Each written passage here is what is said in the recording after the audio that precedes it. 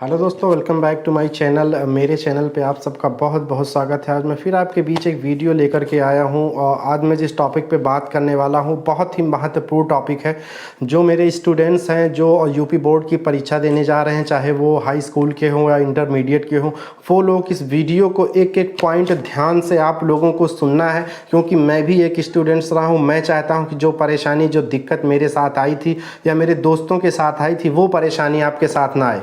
मैंने इसके लिए कुछ पॉइंट तैयार कर लिए हैं। जहाँ तक मेरा अनुमान है, अगर इन सब बातों को आप ध्यान में रख करके जाएंगे तो आपको इसका पूरा फ़ायदा मिलने वाला है। तो एक एक पॉइंट आपको ध्यान से सुनना है। सबसे पहले मैं आपको बताता हूँ कि अगर आपका सेंटर आपके घर से ज़्यादा दूर पर है तो आप लोग घर से जाने की व्यवस्था जो है उसे कम कर दीजिए या घर से मत जाइए। सेंटर के आसपास कहीं पे रूम की व्यवस्था कीजिए जो सेंटर से और आपके रूम से कम दूरी हो। आप वहाँ से जा करके फिर सेंटर पर जाइए ताकि आने जाने में आपको परेशानी ना हो, स्ट्रेस ना हो, कोई तनाव, कोई थकान ना महसूस हो। क्योंकि वहाँ पर जब बैठकर लिखना पड़ता है तो पूरा माइंड जो है वो एक ही जगह पर केंद्रित करना पड़ता है। तो इन वजहों से बहुत सी समस्याओं का सामना आपको पड़ सकता है। तो इस बात का सबसे पहले आप ध्यान रखेंगे। अगर आप घर से जा रहे हैं तो घर से निकलने से पहले, रूम से निकलने से पहले, ये बात हर किसी को मालूम होता है, लेकिन मैं एक एक पॉइंट समझा देता हूँ। ये मत सोचना कि ये किसको नहीं मालूम है, आप समझा रहे हैं। मेरा हक है, मैं बता दे रहा हूँ। मुझे मालूम है, उम्मीद है कि आप लोग इन बातों का ध्यान रखेंगे। सबसे पहला पॉइंट जो है, अगर आप घर से निकलते हैं तो पूरी तरीके से फ्रेश होकर के निकलिए। जो भी ज़रूरत है आपको, वो पूरी ज़रूरत घर से ही पूरा करके निकलिए, ताकि वहाँ जाने के बाद आपका टाइम जो है वो बर्बाद ना हो। तो ये टाइम की समस्या जो होती है वो कब पता चलता है कि मान लिया 2 क्वेश्चन आपका छूट गया और टाइम ख़त्म हो गया, तो जो समय आपने आने जाने में लगाया है वो टाइम अगर आपका बचता है तो इससे आपको बहुत फ़ायदा होने वाला है। पूरी तरीके से माइंड फ्रेश करके जाइए। उसके बाद दूसरा पॉइंट जो है वो, अगर घर से जाते हैं तो टाइम के आधा घंटा 1 घंटा पहले जाइए। इससे जाने में ये आपको फ़ायदा होगा कि सेंटर पर भीड़ रहती है, रोल नंबर का जो बोर्ड होता है, पेपर होता है, वो लगा दिया जाता है। आप पहले जाएंगे तो आसानी से आप जो रोल नंबर होगा वो खोज करके आप अपने रूम में पहले से ही जा कर के बैठ जाएंगे। वहाँ की व्यवस्था कैसी है, बैठने में कंफर्टेबल आप हैं या नहीं हैं, अगर कुछ कमी है तो वहाँ के सेंटर पे प्रिंसिपल से, जो वहाँ के प्रबंधक हैं, उनसे आप बात करके वो चीज़ें चेंज करवा सकते हैं। इन सब चीज़ों का आपको लिखते टाइम बहुत फ़ायदा मिलने वाला है। तो ये बात आपको ध्यान में रखना है। और उसके बाद जो सबसे बड़ा पॉइंट है कि घर से निकलने से पहले क्या क्या चीज़ आपको लेकर के जाना है। आपको अपने साथ में 2 काला 2 नीला पेन लेकर के जाना है।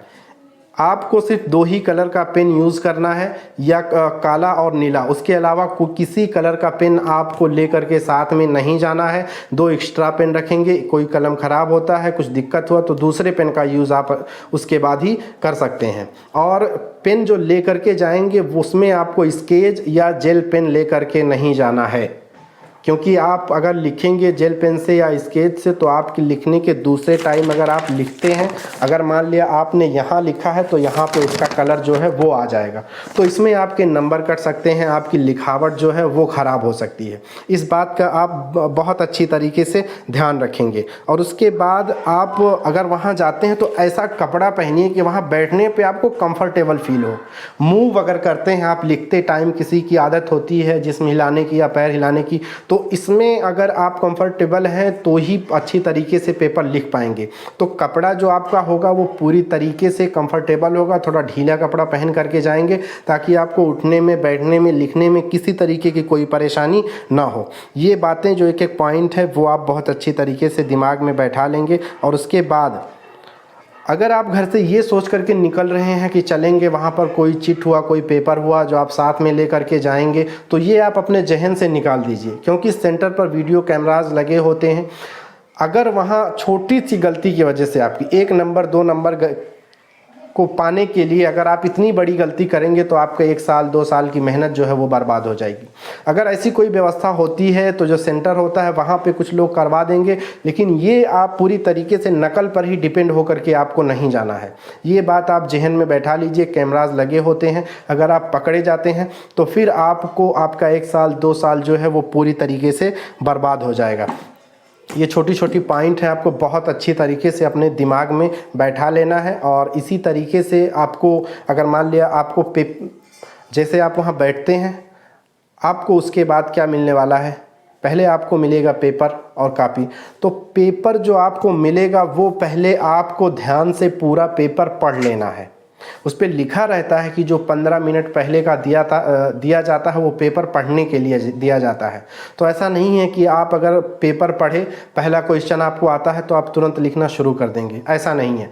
पूरा पेपर आपको पहले शुरू से लेकर A to Z आपको पहले पेपर अच्छी तरीके से पूरा क्वेश्चन आपको दिमाग में बैठा लेना है कि मुझे कौन सा क्वेश्चन पहले लिखना है, कौन सा क्वेश्चन मुझे आता है, कौन सा क्वेश्चन नहीं आता है। इन सारी बातों को आप पहले अपने दिमाग में बैठा लेंगे, उसके बाद ही आपको लिखना जो है वो शुरू करना है। इस वीडियो के लास्ट में मैं आपको बता दूंगा कि आपको लिखना किस तरीके से है, कौन सा क्वेश्चन पहले लिखना है और हेडिंग कैसे डालना है, जगह कैसे छोड़ना है। ये वीडियो के एंड में मैं आपको बता दूंगा। उससे पहले जो ज़रूरी टिप्स हैं वो मैं आपको बता देना चाहता हूँ। उसके बाद आपको सबसे पहले वही क्वेश्चन लिखना है। ये अब यूपी बोर्ड एग्ज़ाम में ये नहीं होता है कि आपको पहला क्वेश्चन ही पहले लिखना है। लास्ट वाला क्वेश्चन अगर आपको पहले आता है तो पहले आप लोग लास्ट क्वेश्चन जो है वो ही पहले में लिखेंगे। लेकिन मान लिया प्रश्न नंबर 10 है, तो अगर आपको प्रश्न नंबर 10 आता है तो ऊपर प्रश्नोत्तर आप 10 लिखेंगे, हेडिंग डालेंगे। हेडिंग डालने के बाद जो क्वेश्चंस है उसका आंसर आपको वहाँ पर ठीक से शुद्ध तरीके से आपको लिखना है। इससे क्या होगा कि शुरू में जब आप बेहतरीन तरीके से लिखेंगे, आप कोई काट पीट नहीं करेंगे, कोई लिखावट में गड़बड़ी नहीं करेंगे, तो एग्जामिनर जो चेक करते हैं, जो कॉपी चेक करने वाले होते हैं, उनके दिमाग में एक इम्प्रेशन बैठता है कि लड़के की कॉपी जो है वो बहुत ज़बरदस्त होने वाली है। इससे वो क्या होता है कि आपको नंबर उसमें देता है। आपकी लिखावट अगर सही है, कुछ अगर गलत भी हुआ, लिखावट सही है, तो उस पर आपको नंबर मिल सकता है। उसके बाद आपको मान लिया पहला क्वेश्चन आपने लिख लिया, जो 10वां क्वेश्चन था उसको आपने पहला बना लिया। लेकिन एक बात का ध्यान रखना कि आपको प्रश्नोत्तर में प्रश्न 10 ही लिखना है एग्जाम्पल के तौर पर। यहाँ आपको पहला क्वेश्चन नहीं लिखना है, नहीं तो गलत हो जाएगा। उसके बाद मान लिया आपको 7वां क्वेश्चन जो है वो आपको आता है, तो फिर आपको उसके बाद 7वां जो सवाल है वो आपको नीचे लिख देना है। लेकिन दूसरा प्रश्नोत्तर दूसरा नहीं लिखना है, प्रश्नोत्तर 7वां ही लिखना है आपको। और आप अगर लिखेंगे थोड़ा दूरी बना करके लिखेंगे, जिससे जो लिखावट है वो आपको अच्छी तरीके से, जो कॉपी चेक करते हैं, अच्छी तरीके से पढ़ ले जाएं, ताकि उन्हें पढ़ने में कोई आसानी ना हो, फिर वो उन्हें नंबर देने में कोई दिक्कत नहीं होती है। तो ये बात है कि आप किस तरीके से लिखेंगे। और जब आप कॉपी में लिखेंगे तो इस बात का पूरी तरीके से ध्यान में, जहन में आप बैठा करके लिखेंगे कि फालतू जो जगह होता है वो आपको नहीं छोड़ना है। इससे कॉपी चेक करने वालों को ये लगेगा कि सिर्फ आप कॉपी भरना चाहते हैं, इसीलिए आप ये जगह, फालतू जो जगह है वो आप छोड़ रहे हैं। उतना ही जगह छोड़िए जितना जगह आपको छोड़ना है। खैर, ये बात आपको कैसे लिखना है वो मैं लास्ट में आपको बता देता हूँ। इन सब बातों को आपको अच्छी तरीके से जहन में बिठाना है कि क्या लेके जाना है, कब मुझे जाना है। और अगर तैयारी की बात रही तो वहाँ पर एग्ज़ाम सेंटर पे आपको कोई कॉपी, कोई किताब बिल्कुल भी लेके नहीं जाना है। अगर आप पहले से तैयारी कर लिए हैं, घर से निकलने से पहले आप तैयारी करके जाइए। सुबह जल्दी उठिए, जो भी आपको याद करना है सुबह के टाइम याद कर लीजिए। सेंटर पर जा करके अगर आप कुछ भी याद करते हैं तो आपके दिमाग पर प्रेशर पड़ेगा, जो भी आपको पहले याद रहेगा वो आप भूल जाएंगे। इस बात का आपको ज़रूर ध्यान रखना है कि आपको वहाँ जाने के बाद आपके माइंड पर कोई परेशान ना आए। लिखते टाइम आपको कोई भी ऐसी चीज़ नहीं सोचना है जो लिखते टाइम आपको डिस्टर्बेंस पैदा हो।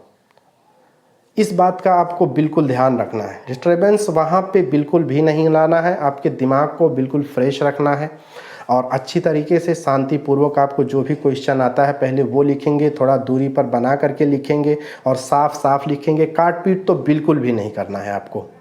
और कलम जब आप पकड़ेंगे तो पूरा धसा कर या पूरा गड़ा करके पेपर पे नहीं लिखना है, जिससे पेपर फटे या नीचे वाले पन्ने पर, नीचे वाले पेज पर उसका लिखावट जो है वो जाहिर हो, तो इससे भी इफ़ेक्ट पड़ेगा, इससे भी आपका नंबर कट सकता है। पन्ना जब आप पलटेंगे तो दूसरी तरफ भी आपको लिखना है, वो पेपर जो है, पेज, वो आपको छोड़ना नहीं है। मैंने कितने ऐसे दोस्त को अपने देखा था, उसके बाद भी मैंने कई लोगों को देखा और पूछा कि आप कैसे लिखे, तो वो बताते हैं कि एक एक पेज छोड़ करके हमने लिखा है। तो इससे गलत हो जाता है। इस बात का आपको ध्यान रखना है कि पेज जो है वो आपको बिल्कुल भी नहीं छोड़ना है। हर पेज पर आपको लिखना है, सही लिखावट आपको लिखना है, और किन किन वजहों से नंबर आपका कट सकता है वो भी मैं आपको बता देता हूँ। अगर आपका क्वेश्चन सही है, मान लिया आपने थोड़ा सा गलत हुआ, उसको आप काटना चाहते हैं, फिर सही लिखना चाहते हैं, तो जो आपसे लिख गया वो लिखा ही रहने दीजिए। अगर आप काट पीट करेंगे तो उसमें अगर नंबर देना है तो वो भी नंबर आपको नहीं लिखेगा।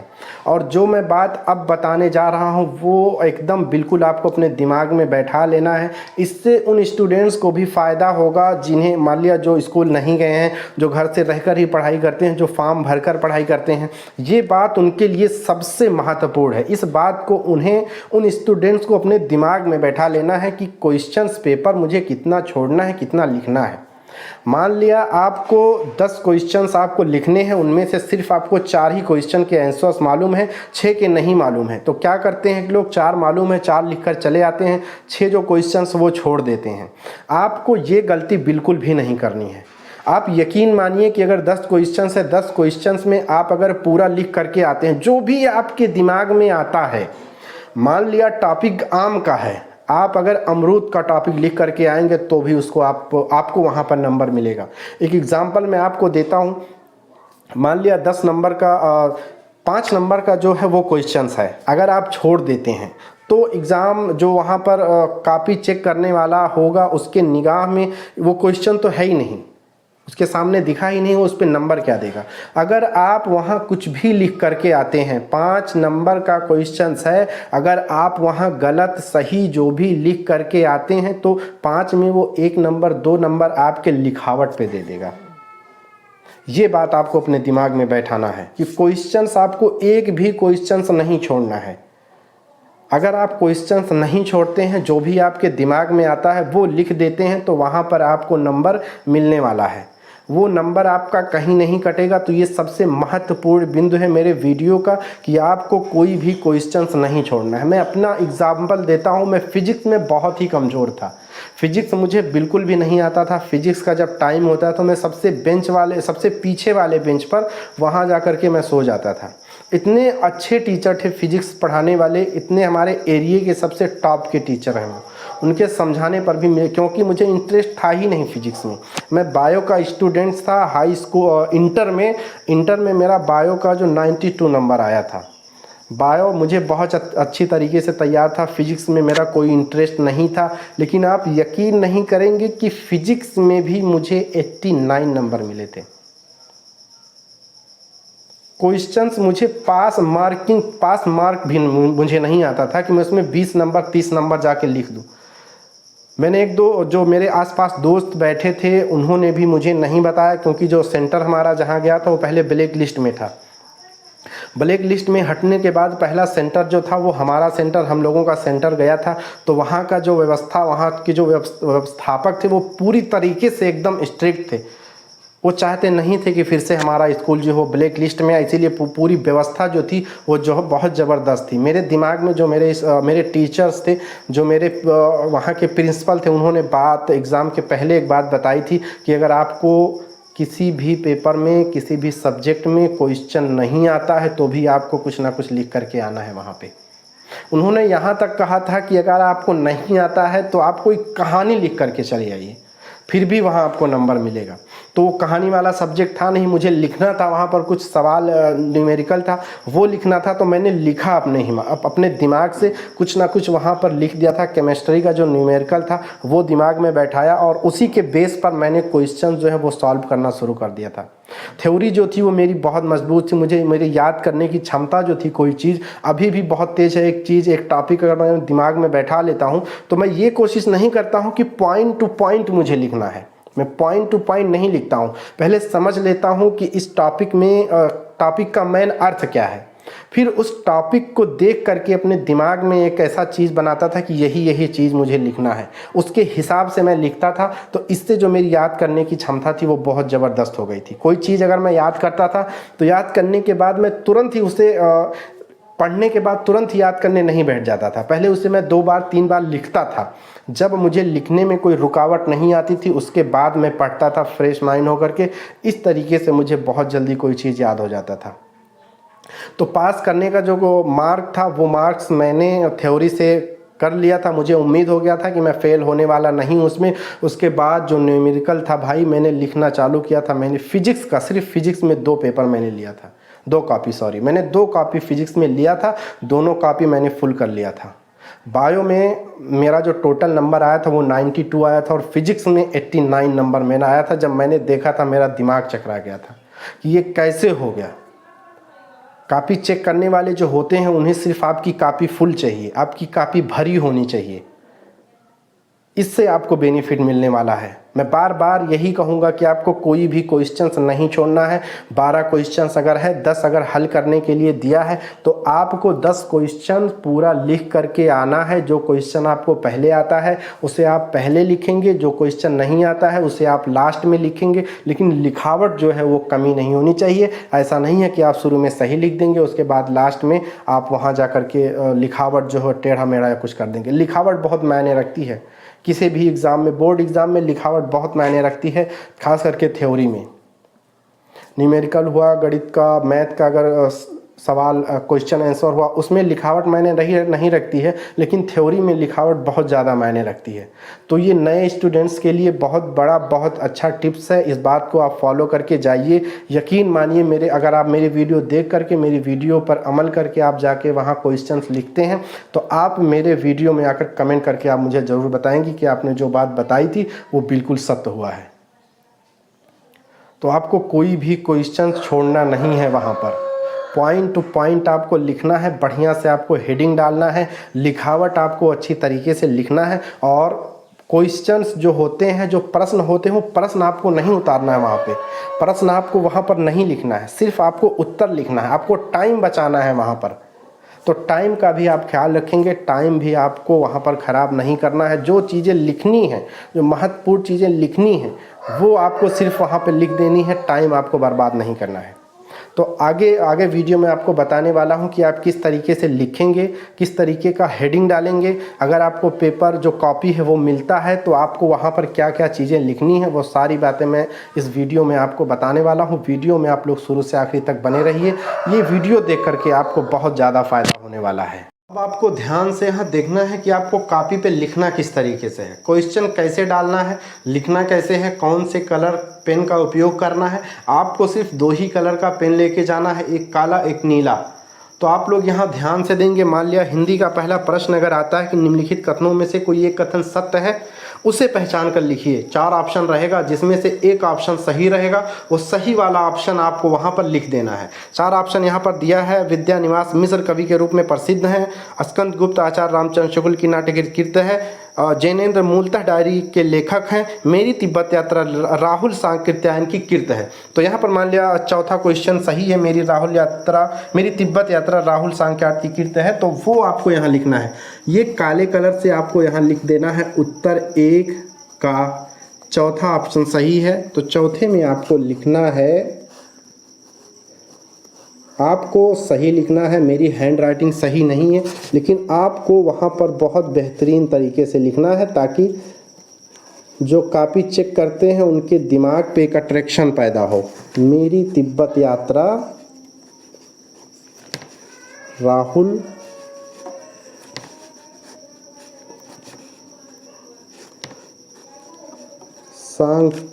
सांकृत्यायन की कृत है।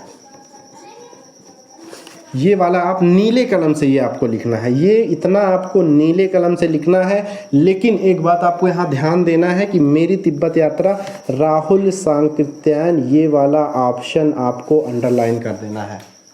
ठीक, ये वाला ऑप्शन आपको अंडरलाइन कर देना है। और हो सके तो ये वाला इतना नीला से लिखेंगे, जो मेन पॉइंट है वहाँ पे आपको या अंडरलाइन करना है या आपको पेन चेंज कर देना है। जो मेन है उसे आप काला से लिख देंगे। अब उसके बाद मान लिया दूसरा क्वेश्चन आता है, तो यहाँ पहले का खा, ये कुछ इतना लिखने के बाद थोड़ा सा जगह आप छोड़ देंगे। तो यहाँ आपको फिर से लिखना है पहले का खा। अब पहले का खा में क्या दिया है, निम्नलिखित में से किसी एक रचना के लेखक का नाम लिखिए। यहाँ पे 4 ऑप्शन दिया है। रसमीमांसा है, तितली है, अर्धनारीश्वर गांधी जी की देन, इतना यहाँ पर दिया है। तो पहला आपको यहाँ पर लिख देना है आचार्य रामचंद्र शुक्ल। तो आप किस तरीके से लिख रहे हैं कि रस मीमांसा, ये पहले का खा हो गया, पहले के खा में पहला सही है,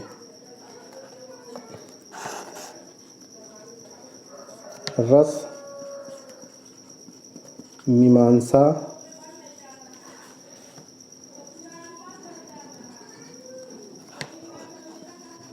आचार्य रामचंद्र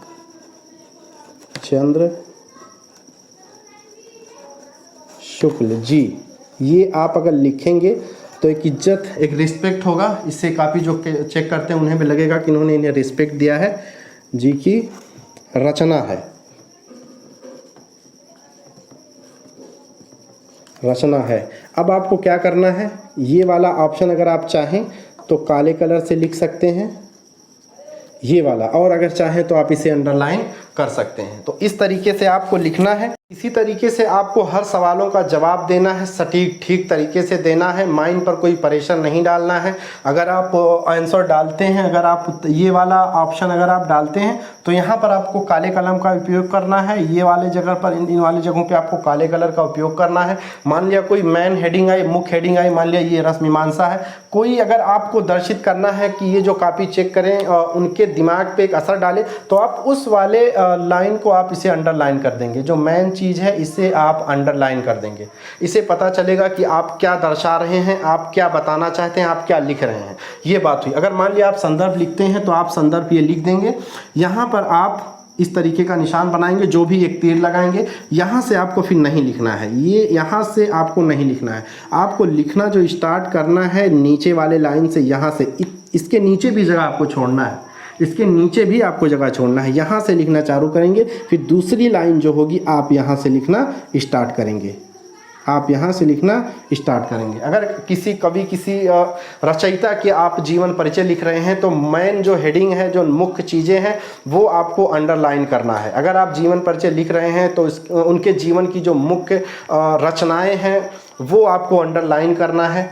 आपको उनके बारे में क्या क्या लिखना है, क्या क्या महत्वपूर्ण चीज़ें उनकी हैं, तो उन बिंदुओं को आप हेडिंग बनाइए। हेडिंग बना करके ही आप लिखिए, जिससे कॉपी चेक करने वालों को ये लगेगा कि आपको हर चीज़ें अच्छी तरीके से मालूम है, आप हर चीज़ अच्छी तरीके से लिख रहे हैं। मैंने पहले ये बात बता दिया था कि कोई क्वेश्चन आपको छोड़ना नहीं है। आप पहले माइंड पर प्रेशर डालिए, वो टॉपिक अपने दिमाग में बैठाइए कि कोई एक बिंदु आपका उस टॉपिक का आपके दिमाग में आए, फिर वही दिमाग में ले करके आप उसी को बनाते हुए लिखते हुए चले जाएंगे। किसी को गाली गलौज यहाँ पे नहीं देना है, अश्लील चीज़ जो है वो कॉपी में नहीं लिखनी है, फालतू चीज़ें जो कॉपी में नहीं लिखनी है, जो आपके किताब में है वही चीज़ आपको लिखनी है। मान लिया आपको क्वेश्चन नहीं आता है तो बाहर की चीज़ें आपको नहीं लिखना है, किताब का ही कोई टॉपिक हो, कोई अंश आपको जो याद हो वो आप वहाँ पर लिख देंगे। आप जो मेन टॉपिक है, मैं बार बार कहता हूँ, आप उसे अंडरलाइन कर दीजिए और या तो काले कलम से लिख दीजिए, जिसे जांच करने में आसानी हो, लिखने में पढ़ने में आसानी हो। तो इस वीडियो में इतना ही दोस्तों। अगर वीडियो मेरी अच्छा लगे तो आप अपने दोस्तों में शेयर कीजिए, और ये वीडियो मेरा कैसा लगा आप लोग हमें कमेंट्स बॉक्स में लिख करके ज़रूर बताइए। इसके लिए मैंने बहुत मेहनत की है भाई, पूरा डाटा तैयार किया है, बस आप लोगों की प्यार और मोहब्बत की ज़रूरत है। इस वीडियो में इतना ही दोस्तों। Thank you so much. उम्मीद करता हूँ कि आप लोगों का पेपर बहुत अच्छा जाए, आप लोग बहुत अच्छे से मेहनत कीजिए, आप लोगों का भविष्य बहुत उज्जवल हो। मैं ये कामना करता हूँ, ये दुआ करता हूँ कि कोई भी विद्यार्थी फेल ना हो, अपने जीवन में सफल हो। मैं हर विद्यार्थी के लिए ये दुआ देता हूँ। इस वीडियो में इतना ही दोस्तों। Thank you so much. Love you all.